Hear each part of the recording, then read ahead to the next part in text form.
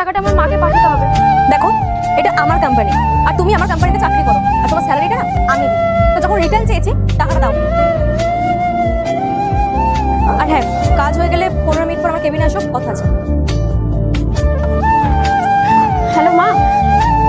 না মা, আমি জানি না আমি কি ভুল করেছি। আমার যে কোম্পানির ম্যাডাম আছে না, উনি আমার পুরো টাকাটা নিয়ে চলে গেল। আমি বুঝতে পারছি না আমি এখন কি করব। বিকেলের মধ্যে তোমাকে টাকাটা আমি না দিতে পারলে অনেক সমস্যা হয়ে যাবে, আমি জানি, কিন্তু আমার কিছু করার নেই মা।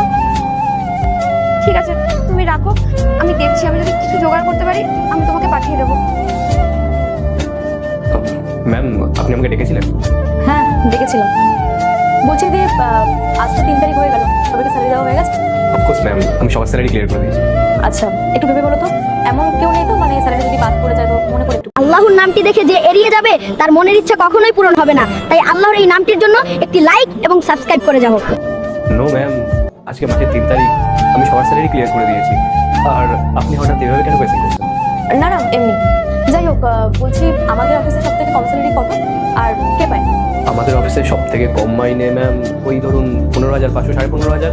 আর সব থেকে কম পায় ওই যে আমাদের যে মেয়েটা হাউসকিপিং কাজ করে না, যে পরিষ্কার পরিচ্ছন্ন কাজ করে, কি যেন নাম, ওর মাথায় আসছে না এখন ম্যাম আমার। হ্যাঁ, ওই মেয়েটাই পায়।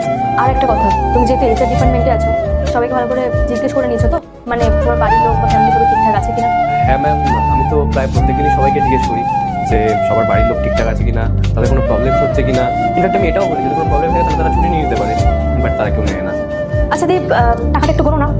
আচ্ছা, আমি গুনছি, তুমি একটু মন দিয়ে দেখো, ঠিক আছে?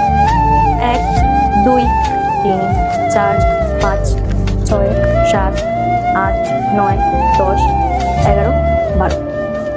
তাহলে